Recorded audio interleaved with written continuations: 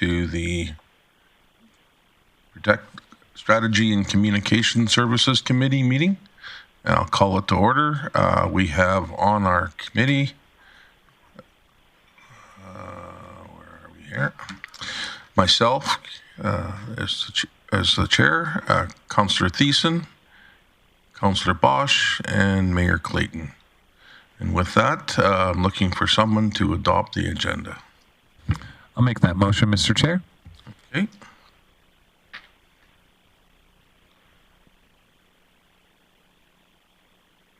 All right, that carries.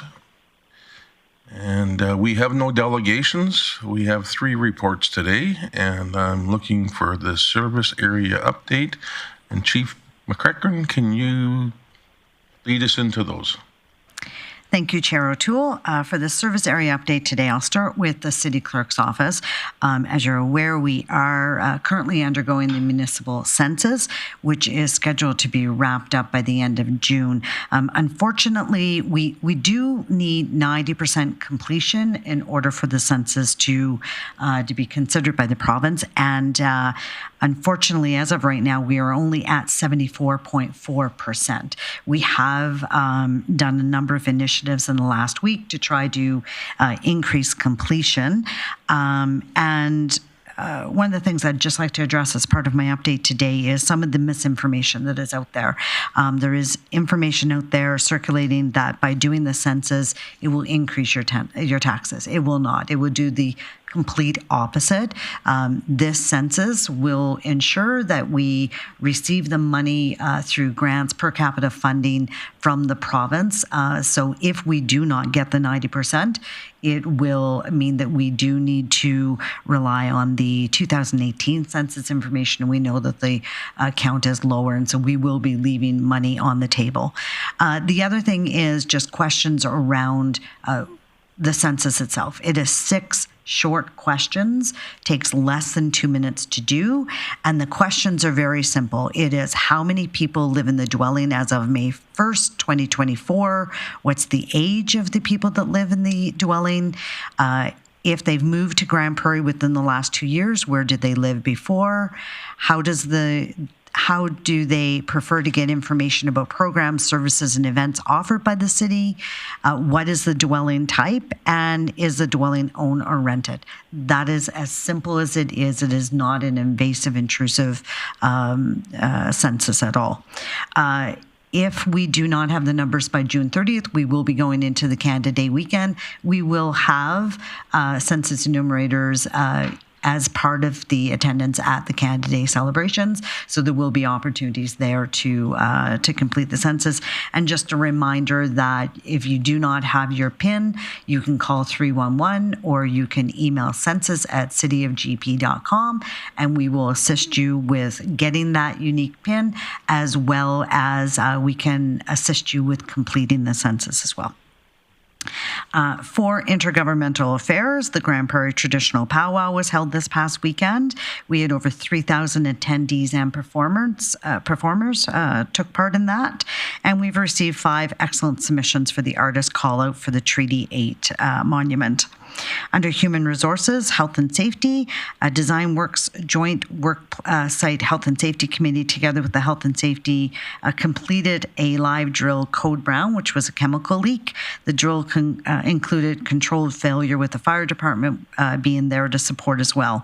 We continue to look for opportunities to participate and lead more live drills for the city. Employee experience. The City of Grande Prairie has been shortlisted for a TELUS Health Wellbeing Award 2024, specifically Canadian Wellbeing Excellence Champion of the Year. We will know the results in the fall, and there are a couple of other awards that we've actually just put applications in for as well, regarding corporate culture, as well as spotlighting learning and development, health and safety, recruitment, and employee experience. In corporate marketing, we're preparing for Canada Day, wrapping up signage and putting the finishing touches on the city's parade float. Check out the details at cityofgp.com/Canada Day and join us on July 1st for the parade downtown and celebration at Muskosipi Park. And also watch for upcoming promotions for the Reverend Forbes Homestead Afternoon Teas, Sundays in the Park, Heritage Day, and Experience GP. And just for the last part of my report, I wanted to share through Access GP an interesting story. So Access GP took a call from Fish and Wildlife last week for some ducklings that had fallen into a storm drain. Transportation was quickly dispatched to the site and were able to assist Fish and Wildlife with getting all 6 babies safely back to their mom. And with that, I can take any questions. Well, that was a good news story at the end there. Heartwarming. Is there anybody from committee that would like to ask any questions? We see none. Okay. Thank you very much for that report. And we'll go on to item 4.2. And once again, can you lead us through this? Thank you, Chair. Yes, Melissa Byers, our Senior Strategic Advisor, is here to report on the Q1 progress update for the City of Grande Prairie Strategic Plan 2022 to 2025. And with that, I will pass it over to Ms. Byers. Thank you. So the Q1 2024 Strategic Plan Progress Update provides information on the status of projects and initiatives identified by Council in the 2022 to 2025 Strategic Plan. Many projects and initiatives have been completed to date, including the Recreation and Culture Strategy, as well as the Branding and Image Strategy and Cedar Point, which were all completed in Q1 of 2024. Administration continues to work towards completing the projects and initiatives identified by Council within the 2022 to 2025 Strategic Plan. Once Council has approved the Q1 progress update, the report will be uploaded to the City's website. With that, Mr. Chair, I am open for questions. All right. Looking from anyone from committee? I see none.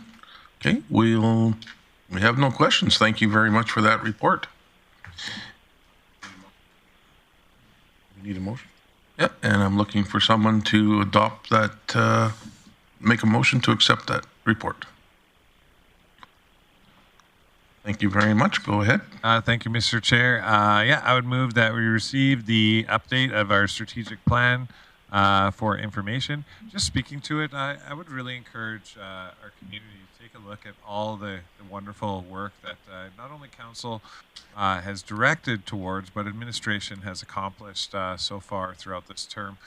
It's quite a bit of stuff. If you ever question how many moving bits and pieces there are to make a city run and operate efficiently and well, it starts with guidance and direction at the top, and it works its way down through our hardworking staff. So thank you so much for the report, and I encourage the public to give it a good glimpse over the website here. Thank you. Thank you for making that motion.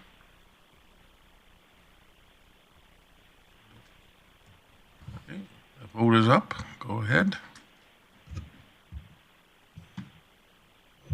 That carries. And the next item is 4.3, the brand rollout update. Thank you, Chair. So today we have Ms. Chris Sapola, our Director of Marketing, here to present or provide an update on our City of Grande Prairie brand refresh that we've undertaken over the last several months. And Ms. Sapola will just update on where we're at right now as we roll out our next phase. So with that, I will pass it over to Ms. Sapola. Good morning. Thank you very much for having me today. Today we're going to go over a brief overview of the brand rollout update. And I just want to mention that the brand strategy and refresh visual identity relates to several of Council's strategic priorities, namely fierce community pride, attraction, reputation management, culture and pride, and marketing and communication. Just 3 quick agenda items today. We're going to discuss what has rolled out, what's coming up next, and then looking beyond 2024. We've been using the refreshed visual identity with great success. We've had wonderful positive feedback both internally and externally. And on the screen, you can see just some of the examples of some items that we've released, such as event graphics, social media graphics, handouts such as rack cards and postcards and that sort of thing. So you can see it's beautifully coming together, provides the information very concisely and quickly, and also is very pleasing to the eye. And it's only been 4 months since we've publicly rolled out this launch. So since late February of this year, we have also additionally published items such as digital screens and signs, website banners, trade show materials, and some of those things we saw on the previous slide. And of course, we've also done some publications such as the 2023 annual report, 2024 Grande Prairie Guide, various sponsorship packages for events, naming rights, and advertising opportunities in the city, and other print and digital materials. We've created and deployed multiple templates as well, such as presentations, business cards, and letterheads for internal use. And I would just mention that we're very cost sensitive when we're doing this brand rollout. We don't generally update items just to rebrand them. I think the only exception would have been the trade show materials.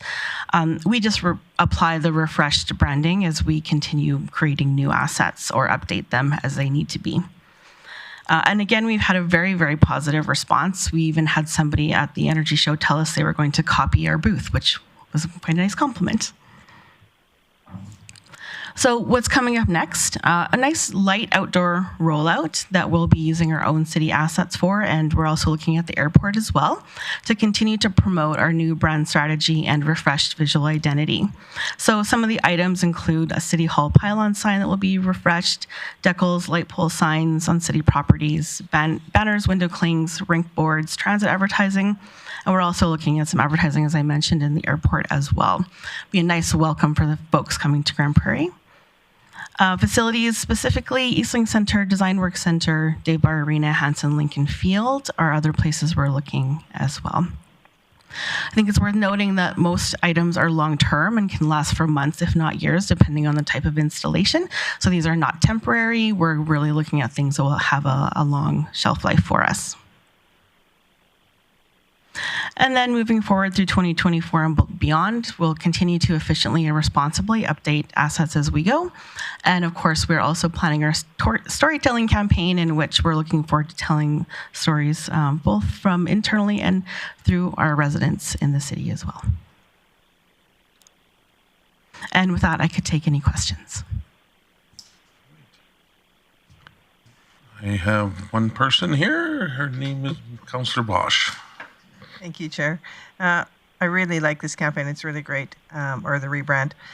I would love to see much more at the airport, or maybe anything in regards to tourism, so that our visitors can see how grander we are. Thank you. Okay. Anyone else from committee? Go ahead, and then we'll have Councillor Blackmore. Actually, Councillor Bosch sort of triggered a question in my head. So, just last week I was picking up my friend from the airport, and of course you notice those video screen displays, and I definitely did see some stuff on the county of Grande Prairie, and I thought, and I know that another member of council has mentioned it as well, it's kind of a miss when they come into the Grande Prairie Regional Airport that, you know, maybe the carousel where the video is playing isn't focused directly on the city of Grande Prairie, and that could be an opportunity for incoming people, tourists, businesses to see why we are a bit grander than the whole region. But other than that, yeah, thank you. That would be my ad. Thank you. Councillor Blackmore and then Councillor Berg. Well, this is very opportune because I did speak with the airport manager on Friday. We walked through the airport and discussed a number of areas where Grande Prairie, as the owner of the airport, could be better showcased. And the airport will be looking at redoing the water feature wall later this summer or early fall. And so that's a really good chance for us to change that signage to indicate that the airport is city-owned. And I also did talk to Mr. Grant about changing around the carousels and using our videos, et cetera, on the TV screens on the busiest luggage belt coming into the city, and there is no issues on his behalf. He'll be happy to work with us to do that. And so maybe, Ms. Sapola, you could reach out to Mr. Grant and start to work through what that's going to look like in the longer term. So thank you so much. Thank you. Thank you very much for those questions. Councillor Berg. Yeah, thanks, Chair O'Toole. I actually just wanted to compliment you. Just literally last week, I had a business reach out to me asking if we had any information on the city, and I recommended, I sent the link for the GP guide, and it has so much information in there. But what I also love, too, is that underneath it, it showed all of the assets that you have compiled. So whatever interests and whatever business they might be in, there was more information there readily available. So I love the layout. So I just wanted to compliment you on it. So thank you. Thank you. Thank you very much, Councillor Berg. Mayor Clayton. Yeah, just really briefly, I want to thank you for the work that's done, the report, the update. I love the new images. One the other day of this cat running caught my attention. I was like, I'm not a cat person, but it was friggin' hilarious. So good choice on some of the graphics are excellent. So thanks for the report. Excellent. With that, looking for a motion to adopt this report. Okay. All right. Then we will move on to correspondence. We have none. We'll move on to the outstanding items list. And we have one item. Concern? Thank you, Chair O'Toole. So for the outstanding items list, this item, which is a proposed resolution regarding efficiencies in the current DRP, two different things happened. At the point that we were doing the background work on this, unfortunately, we had the recent fire activation, which meant we were up against the deadline for the submission. Our Director in Intergovernmental Affairs, Mr. Tarrant, spoke with Alberta Munis, and they, at the same time, had indicated that they had an exorbitant amount of resolutions coming forward for the fall.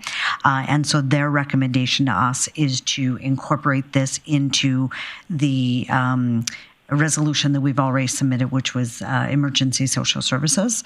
And so we have the opportunity to include it as part of that and speak to it in the fall. So that would be our recommendation. If that is okay with council, then this one could be considered complete.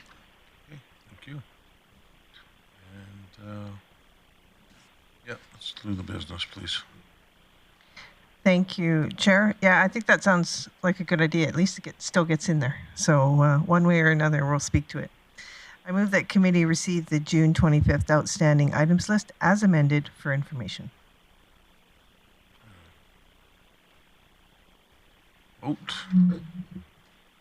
And that carries. And with that, I adjourn the meeting. Thank you so much. We'll take a 2-minute break.